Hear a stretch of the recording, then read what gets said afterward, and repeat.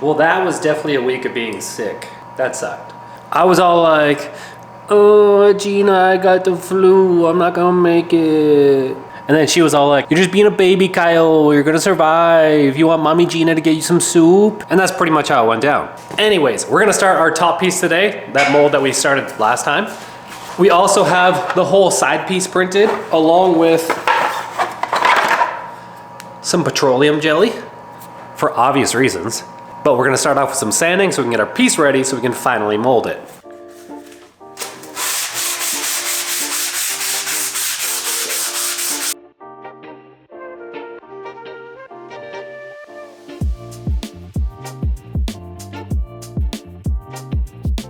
I'll be the first one to admit that I don't have the patience to put this thing down to like, 1,000 grit wet sanded, super smooth, whatever. But for the most part, everything that we like welded, we have it flat and then body filled. So it's like kind of smooth, relatively, like 120 grit smooth. Like I said, I don't really have the patience to make this thing perfect, to make it like a reusable mold. So we're gonna go with the alternative. Some packing tape. I'm gonna cover this thing in packing tape. Then I'm gonna use that petroleum jelly I showed you earlier, put a small coat on that, hopefully as like a release agent. And we're just gonna do things the way we've been doing it the whole time. Keep it simple, keep it budget friendly so that anybody can do it. And then we'll just see what the results are. Because there's probably 100 different ways you can fiberglass mold something, and we're gonna do it the way that nobody's ever done it before. So first, I put some mold release holes in here. We're gonna drill those out. I put those in so that you can put air to the backside here, and it's actually gonna push out on the fiberglass on the other side. Help it release from the mold. If we have to, we'll just rip this thing apart. And then, some precision taping. Oh, already fucked it up.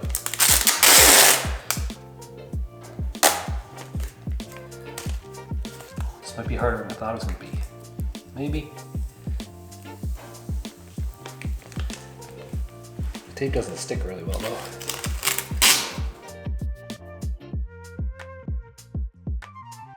Now our mold looks all shiny.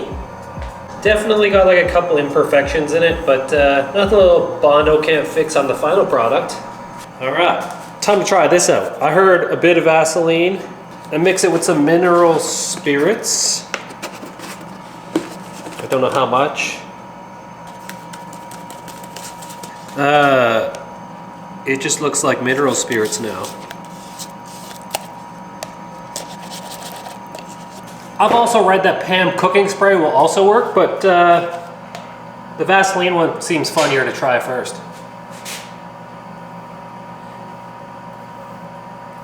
It is pretty slippery, and I don't have to use much because I can see it like leaving a thin little layer here. Like literally, what's worst case scenario? We have to 3D print another mold? It's what, 12, 14 pieces, takes you about a week to print? Worth it to learn some lessons. So I think for my experimental part, I'm also gonna do a layer of the cloth and then a layer of the mat, which is like a bunch of these fibers all in different directions, where this one's like weaved in a certain direction. And then a layer of this again, just to like sandwich the two layers together. So this should give it like some thickness and some weird angle strength. And then this should be like directional strength, I guess. Anyways, let's get to getting. Man, I forgot to buy gloves again. And you wanted me to be more safe here. Well, here it is. Hopefully this is good enough for fiberglass resin stuff. I don't know if it is or not. I don't know if the right thingies are on it. But I'm trying here.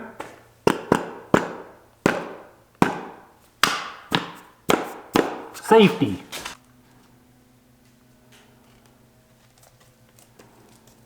The Vaseline makes this a little bit more difficult, I guess.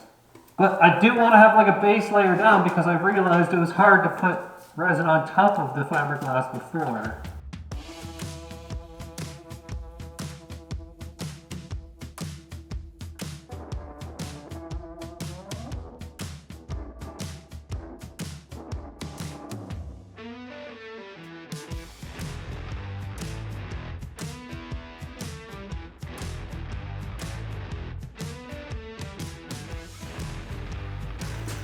All right, layer of fiberglass mat going down next. This Stuff actually feels real thick.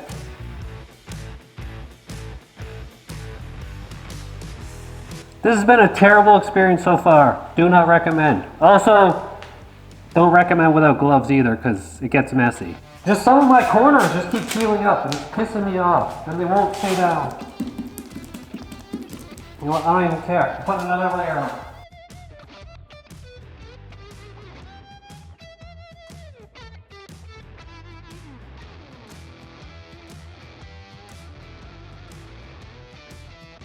And now we wait. Got some new gloves, needed those.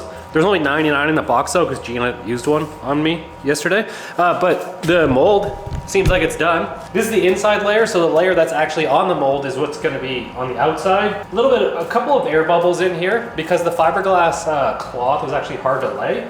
Also, I didn't have great success with one of these tools. It just like, every time I would try and roll the air bubbles out, the mat or the cloth would get stuck to it and like lift up and create an air bubble. So this tool didn't work out for me.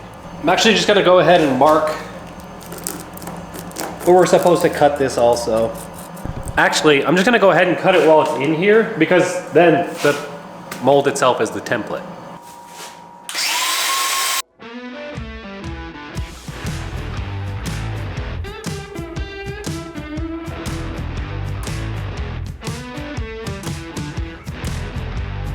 All right, now we see if the part will separate.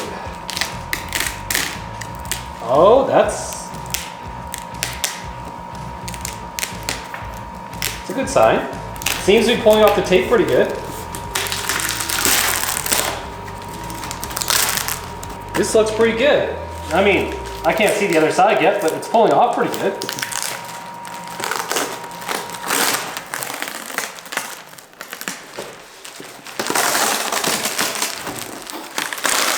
Oh, heck yeah. We made a part.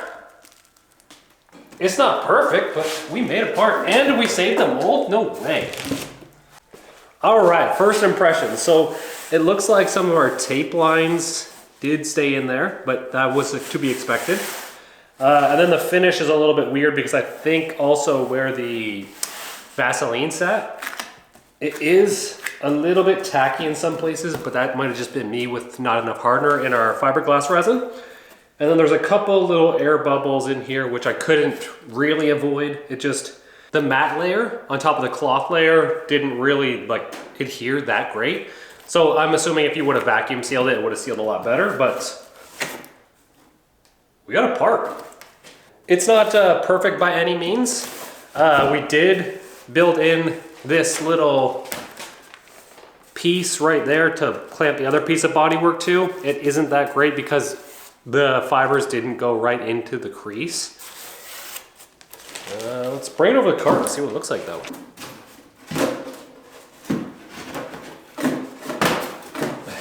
Yeah, push rods are in the way, steering's in the way, control arm's in the way.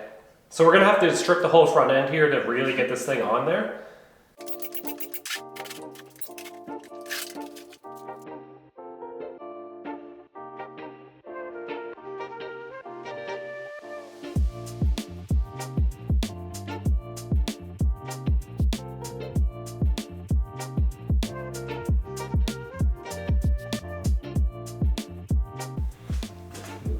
Ooh, this is exciting now.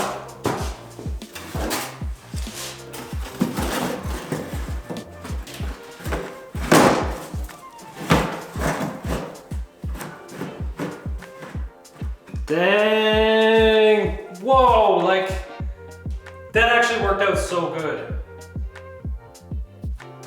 Obviously we have to cut holes for like the tabs right here for the suspension arms, but what? It just lines up awesome. I'm not even mad with like that little bit of a gap there. Put some tape over it, it'd be fine. Like this is the gap that I'm talking about right now.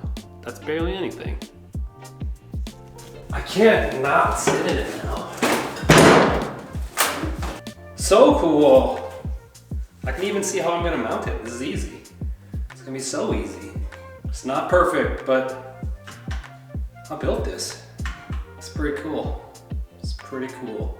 I don't have like an engineering background. I don't have a fabrication background. I'm just some dude who had to tinker when he was younger because we didn't have a lot of money. So, learned some skills. Might not look like much, but that's Da Vinci's code right there. We're gonna find the Holy Grail. Not really, but it doesn't look like much, and you probably won't understand it, but this is how these pieces go together. I probably won't understand it either, but we're gonna try and assemble our pieces. And that's for the side panel that goes below this panel. It actually stands back a little bit further and connects to the floor. And that's just for the left side. We're gonna do this one in left side, right side. The right side is printing currently. And then I printed out 100 of these little tiny dowels. And that's because each of our print has a bunch of holes in it for the dowels to make sure that everything just lines up perfect this time.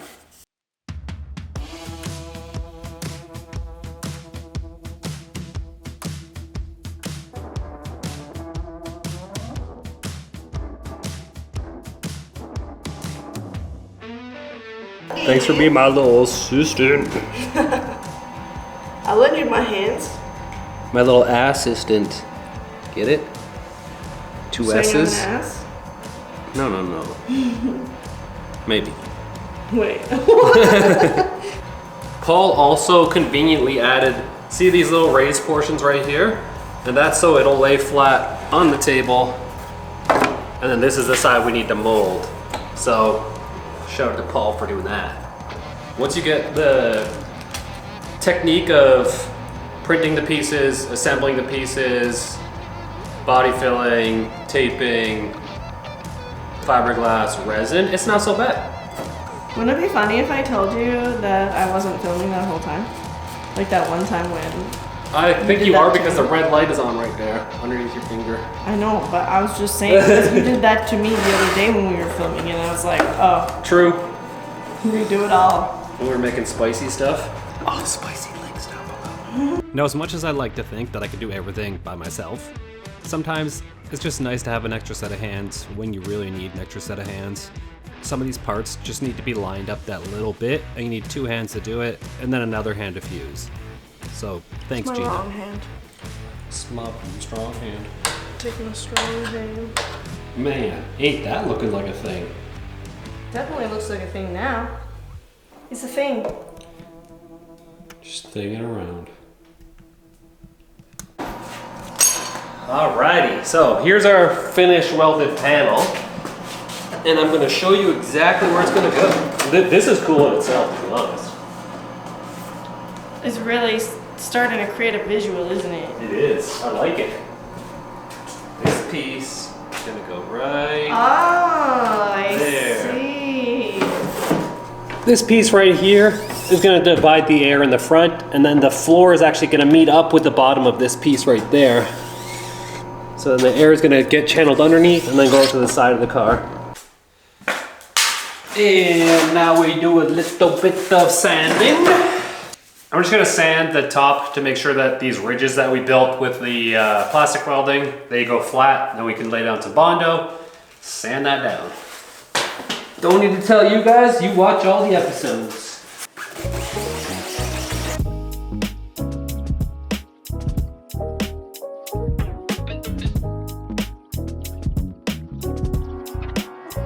And now we get the awesome pleasure of mixing up this stuff and putting this on so that we can sand again, yeah!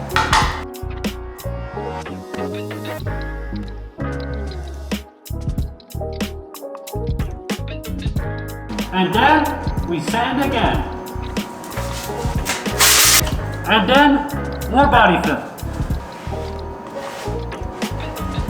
You know what? That was pretty enjoyable. I learned a couple of techniques since the first time I've done this that just make applying the Bondo feel so much more rewarding and better when you don't leave yourself a lot of work to do afterwards. Yeah, that's how I'm gonna phrase it. It just felt really rewarding. It was nice. And then, more sanding again. One more round of sanding, and I think we're good enough for the quality that we're looking for currently. If we were gonna go all out and get some expensive carbon fiber or something like that, so this mold's ready for taping, but I wanna show you guys something really crazy. This is the cutout piece from our front nose cone. Now it's just 3D printed, 2-layer walls, 10% infill, PLA. On one side, there's 2 layers of fiberglass mat. On the other side, it's just fiberglass resin. I'm gonna put it on the floor. I'm gonna put it on the floor between these 2 pieces of angle iron, and I'm just gonna step on it. Okay, it didn't do that the first time I did it. Oh, maybe because I stepped on it the other way. So the strength is actually this way. So it just broke the other way, but look, now I'm standing on it and it's not broken. And this piece, it broke right here because it has been welded, but if we put another layer of fiberglass on the inside, it wouldn't have broke there. But that's a welded piece right there. That's 2 pieces of PLA welded together, and then it's just the fiberglass. That's actually kind of crazy, man. Oh, there it goes. I'm 180 pounds, so it's pretty tough. I guess the blower motor died on the GTI like 2 days ago, and I gotta replace that first actually, because you can tell that there's snow out, and you literally cannot drive this car without heat in it because we live in Canada. You just die. No joke. It's like minus 20 Celsius out all the time. Right now. It gets worse. But it's not so bad right now. Minus 20. It's pretty bad. I can't even touch the bolts in the car. It's too cold because it sat in minus 20 for 4 days. So I'm just gonna tape this instead. Yay.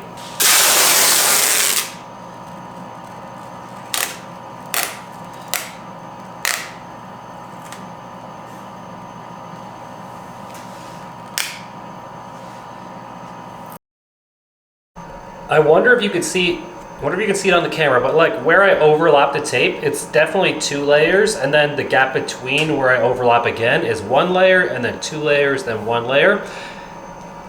And it does matter because you can distinctly see in this piece where it goes like 1 layer, 2 layer, 1 layer, 2 layer, 1 layer. So you can see the pattern it leaves in the body here. Want to know what's kind of cool? There's no actual screws or bolts or anything that holds this heater motor in the GTI. It just kind of goes in there and then it goes boop and then clicks into place. It's kind of neat. So I'm just taking a minute here to like cut the fiberglass to the piece so it's a little easier to manage. But the piece that I cut out from this one, basically, is another layer for that piece. That was pretty cool. That worked out. That was convenient. In the interest of science and for just having fun, we're gonna try Pam this time because Pam is your #1 homemade cooking fiberglass product. Not endorsed by Pam at all, but would let Pam hit it. We're just using olive oil this time. No virgin, no virgin. Anyways, light dusting of this, see what happens.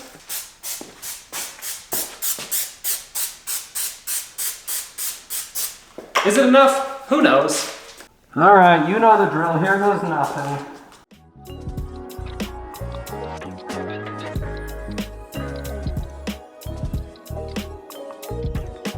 And we'll come back in the morning. It should be done. There's only 2 layers on there. I ran out of resin, but if I ever need to add some structure to it, it's already gonna be shaped and I just have to put like some mat in there and jam it in and dab it. It's fine. She is cured. So today is Friday, and if you're watching this on a Friday, that means I filmed this and edited it and then put it up because I said I was gonna upload every 2 weeks. So you're welcome. Let's cut this thing out.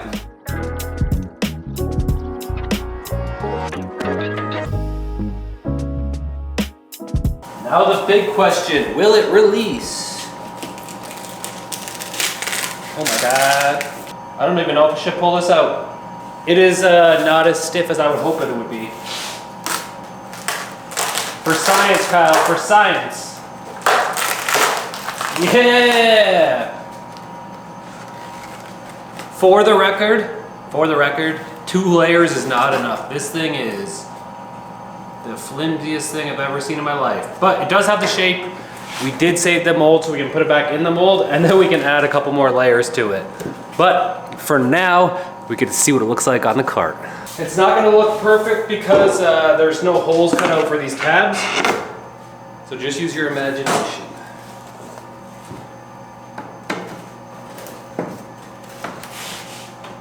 Yeah, dudes! Oh, dude! Look at it.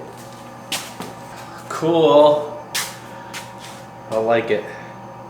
That's fun.